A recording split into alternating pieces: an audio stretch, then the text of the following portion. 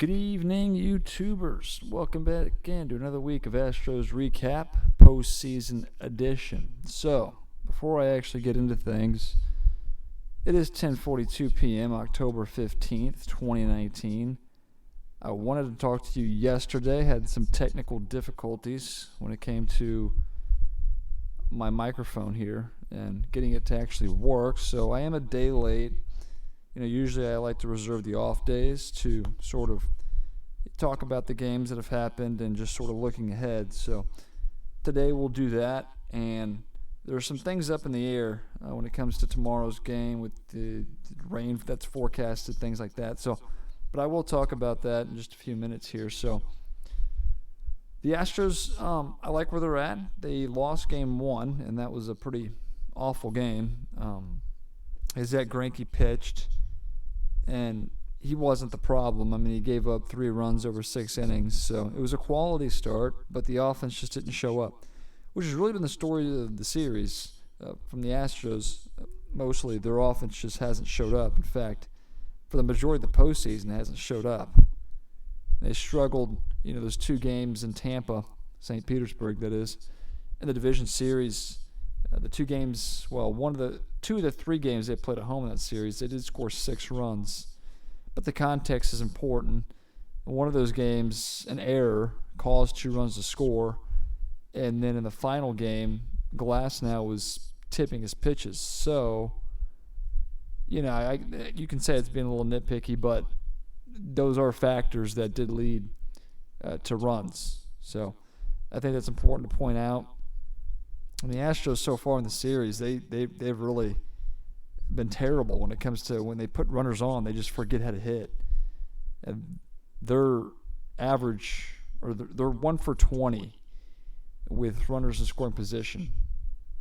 Could be off 1 or 2, but I know they have 1 hit because I can only think of 1 hit, and it was a Correa RBI double. But that's been it. They can't hit with runners in scoring position. But yeah, the first game was pretty bad. Gleyber Torres was a big thorn in their side. He had a home run. He had a big RBI double. I think he had 5 RBIs altogether. But Greinke wasn't really bad. And we couldn't figure out Masahiro Tanaka. He just pretty much shut us down. So that lethal bullpen that you think of when you think of the Yankees really wasn't needed, I would say, because they were up. I'll pull up my app here because this game was played back on Saturday. So it's kind of, I got to re-jog my memory here. So let's see here. Yeah, so they put up a single run in the 4th. That was a Gleyber Torres RBI double. Then he hit a home run, made it 2-0. Stanton also hit a home run. I'll get into him in just a minute if I can remember. Torres had an RBI single, or 2-run single, I think. And then Urshela hit a home run, and Gleyber Torres RBI ground out. So that's how they scored their 7 runs. The Astros had no answers. Like I said, Greinke, 6 innings, 3 runs. I remember thinking before the game started, if he could give us that would be acceptable, hoping the offense could sort of carry the load. Presley did come in to get 2/3 of an inning, but he allowed 2 more earned runs. So Presley's been a big issue. You really can't trust him right now. It's just that simple, which is unfortunate because he's been a big part of our bullpen. Now, he has been up and down. He's dealt with the knee thing. He had the surgery. He really has no excuses. I mean, he should be fully healthy. He's not pitching well. So that's a guy you just really can't turn to in a high leverage situation. And if A.J. Hinch were to do that, I'd be a super short leash, which actually played a hand in game 2, which I'll get to in a minute. But Josh James, he got an inning and a third and struck out 3. He's been good. So Josh James would be a guy, you think of Will Harris and, of course, Roberto Osuna in the 8th and 9th innings, but I think Josh James would be sort of in the setup role instead of Presley at this point. Brian Abreu and Rondon both also got in the game. At this point, the game was over. It was basically just to, get work. But Abreu wasn't good. He gave up two earned runs, also walked 2 hitters. And then Rondon got out the strikeout. So, but at that point, the game was pretty much settled. It was just getting the final outs there. So anyway, that was a pretty bad showing. I mean, for the Yankees' sake, that was a game they needed to win because, he had to use Cole in Game 5 in the prior series, which pushed, him back. And, of course, if he had – anyway, that game I feel like the Yankees needed more than the Astros. With Verlander going into Game 2. This was a very stressful, exciting, edge of your seat on every pitch type of game because it did go extra innings. It's tied at 2. In fact, the Astros did score first. That was the Correa RBI double, which was the first hit, or the only hit, I should say, to this point, with runners in scoring position. The Astros had numerous chances in this game to put up more than what they did. So, we're getting to the late innings. Both starters are out. Verlander, I think, went 6 2/3 or 7. But when you get into the late innings and you're tied up, that usually doesn't favor the Astros. Not because I think that their bullpen's terrible.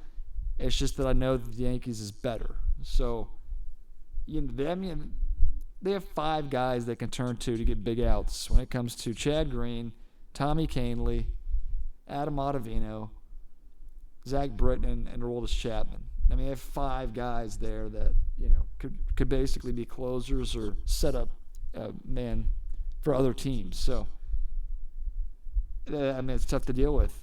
And the Astros, offense was terrible, which it's been the entire series to this point. But getting through all of that, because James Paxton, who started, I don't think he got out of the 3rd inning. I mean, there was a lot of traffic. He was struggling with his command. So, they went to the bullpen early and used all those guys. And the Astros stood pat. I mean, Verlander, if I look at the summary here. So Verlander, let's see here. All right. Went 6 2/3, yeah. Gave up 5 hits. There were 2 earned runs. Those runs were scored on a Aaron Judge 2-run home run to one of the deepest parts of the ballpark, to just to the right of center field, basically in between the bullpen and the batter's eye. So it was a pretty long home run out there. But that was the big mistake he made. He walked a few hitters, struck out 7. So it wasn't terrible. Harris came in to get 2/3 of an inning. 2 strikeouts. He didn't walk a guy, but worked around that. Osuna got 5 outs. He was good. Very good. Joe Smith even got 5 outs himself. And then Presley faced that one hitter, gave up a hit, and then, AJ just said, we're not going to let you screw this up. And then Josh James got a 3rd. So the real story of this game is our bullpen performing and keeping their own against New York, because New York, going to the bullpen as early as they did, Chapman pitched the 9th inning, I believe, and they made him work. So, I mean, I think he struck out the side, walked a hitter, but he had thrown 25, 30 pitches. So, originally I think they had planned for him to go 2 innings, but since we made him work, they sort of had to go to other guys in the bullpen. So, you're looking at CC Sabathia came in to get a 3rd of an inning, and then it was Jonathan Loizaga, I think is how you say that, to get the rest of those outs. And then it was James Paxton. We hit a home run, I think, to actually start the scoring in this game. Yeah, it was Altuve, I think, hit a home run to start the scoring for us. I got to double check this because, no. All right, we scored on the double. I mentioned this, yes. Correa hit a double to get us on the board. Judge hit the 2-run home run to give them the lead. And then we tied it with a Springer home run off Ottavino in the 5th. And then, so we finally walk it off. Carlos Correa hits a bomb to right field. And that game was huge, and that sort of got things going for the Astros, so to speak. winning that game is huge. They had to win that. You can't go on the road down 0-2. That would have really sucked the life out of the Astros. And going into New York, knowing you needing to win 2 of 3 just to extend the series would have been a tall task to ask for sure. So that was a very important one to tie the series. And then you get the day off and you're on to New York. And the Astros played very well today. They pick up the W. Garrett Cole once again actually didn't have his A-game stuff. He actually his command was a little off, I would say. I mean, he walked 4 or 5 hitters, struck out 7. I think he struck out 7, which is bad by his standards. He usually averages about 13, 14 to 15 strikeouts a game. So he wasn't, on his A game, but he didn't even give up any runs. Went 7 innings through about 112 pitches. And the Astros, got home runs by Altuve in the first inning and Reddick, I believe, in the second. So they had a 2-0 lead. Garrett Cole was doing his thing. The Yankees did a good job. Severino, they actually stretched out. We had ran the pitch count up. A lot of traffic once again, just not hitting with runners on base or in scoring position. But yeah, Severino pitched into the 5th, 90-something pitches, and they finally went out to get him. And then they went to their bullpen like you'd expect them to. I think it was Chad Green, same combo with Chad Green, Tommy Canely, and Ottavino there. We actually finally, we got to Ottavino twice because, Springer hit the home run off of him, but we put some runners on base. I believe this was the 7th inning. I think this was the top half, or it might have been the top half of the 8th. I'll double check here. So, God, I'm not even looking at the right score here, so shouldn't be that hard. This isn't loading. So it's actually the 7th, top half of the 7th. We get 2 runs, so I believe Springer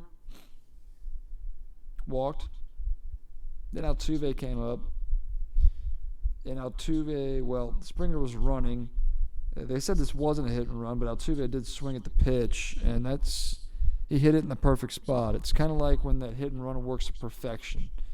You get the runner going, either the shortstop or second baseman has to go cover, and the ball gets hit right where they would be. And that worked to perfection. Altuve hit it right to where the second baseman would be. Of course, he had to go cover the bag, so you got first and third with nobody out. I think Brantley hits a ground ball to first, and Springer breaks for home plate, and he's able to stay in the rundown long enough to put runners at second and third with 1 out. So then the Yankees subsequently intentionally walked Bregman to load the bases, set up the double play with 1 out. A wild pitch or pass ball, I'm not sure exactly what they called it, scored the 3rd run, and a sac fly by Yuli Gurriel scored the 4th to make it 4-0. Feeling good, but the context there is they still didn't get a hit with runners in scoring position. They scored 2 runs there, so you can't be too upset. But if it wasn't for a bad pitch by Zach Britton, who knows what happens that inning. It's been frustrating, but we do get the win here, 4-1. Joe Smith came in the 8th, so AJ is showing a lot of faith in Smith. I don't have an issue with it. He pitched well in game 2, so gave up a home run, and they got him out of there, and they bring in Will Harris to close out the 8th, and then Osuna to close out the 9th. So hostile environment. You could just feel it watching the games on TV, playing in Yankee Stadium. You could just feel it. And, I always have those nightmares that creep back into my mind in 2017 when they had a 4-0 lead with Lance McCullers, who gave up a homer to Judge. AJ goes and pulls him, and the bullpen blows it. But our bullpen is completely different. Harris is basically the only guy we had now that we had then. But Osuna I would take over Ken Giles 10 times out of 10. Presley is tough to trust. So I think Josh James will be put into a bigger role if we get into very tight games. And games 4, 5, 6, or 7, if necessary, of course, those last few. But feel good. We're up 2-1. Now you try to get one of these next two and go back home with a 3-2 lead. That'll be the goal. I'll feel good doing that. So with the thing tomorrow, there's expected rain. In fact, I'll pull up the weather forecast in the Bronx here. But things aren't looking good. So as I look at the forecast, rain is expected to start at 12 noon for them. And it's all the way up to 100% by 4, 5, 6, 7, 8. And finally at 9 p.m. it goes down to 90%. And then, yeah, it just looks like there's no way, no how they get a game in tomorrow. So here's the thing. With that day off, that's going to cause them to lose the originally scheduled off day, which was going to be on Friday, which would be a travel day. What they could do is originally, if you were going to play tomorrow, you'd basically start your Urquidy and then work your bullpen, probably a combination of your Urquidy and Peacock, to get through the first 5 or 6 innings, and then use your setup to your closer in a perfect scenario, especially if you can grab the lead. Yankees sort of in the same boat. They have J Happ, I think. So it'd be him or Sabathia, I guess, to start that game. But things don't look good for them tomorrow to get a game in. So if that's the case, if you were playing Game 4 on Thursday, you could go back to Zach Greinke, who would be on regular rest, and then in turn the Yankees could go back to Masahiro Tanaka. I think the rainout actually benefits the Astros more so than the Yankees, because the Yankees' formula to winning baseball games is to get what they can out of their starters, whether it's 4 or 5 innings, and ride their bullpen and, with what they got. But if you eliminate the off day and you have to play perhaps games 4, 5, 6, and 7, 4 in a row there, again, if it goes that far, then you're looking at your bullpen being taxed maybe if they're pitching every single day there. And the Astros don't necessarily have to do that because, their starters are going to go longer than the Yankees, most likely. So I think it benefits the Astros slightly. It's not a huge deal. They just sort of lose their off day with the travel. So, but yeah, I really don't see any scenario where they get this game in tomorrow. Forecasts constantly change, but right now, what I just saw, I would give them basically about a 20% chance of playing, and that's probably pretty generous. Yeah, I'd probably say more 90-10. I don't see it. So I think it'll be rained out, and we'll have an off day tomorrow. So, but again, I'll be constantly checking the weather forecast, but I'll probably be looking for an update tomorrow, probably early afternoon, that says postponed. So that's what I'm going to expect, and if that's the case, I would go back to Zach Greinke in Game 4, and then Game 5 you would do the Urquidy Peacock sort of combination. So that's what I'm going to expect. But I think this comes down to, even though you feel good and the Astros are up 2-1, the offense is still a major issue. They're not going to be able to win the series if they don't start hitting with runners in scoring position. They have no issues getting runners on base. It's capitalizing on the opportunities that is the big issue. So, yes, there are still issues, and they don't just disappear because you were able to get away with 2 wins. So, yes, I think most of these games will be low scoring. You do have to give that Yankees bullpen credit and what their starters have been able to do. But the Astros have to score their runs early and not have – you don't want to have to catch up or be in a tied game when they're using their big weapons in the bullpen, because that's not going to favor you, which is why Game 2 was kind of a surprise to me. I really felt like we were going to lose just because of, like I said, the game was tied and they had their bullpen. I was surprised our bullpen was able to basically match the Yankees.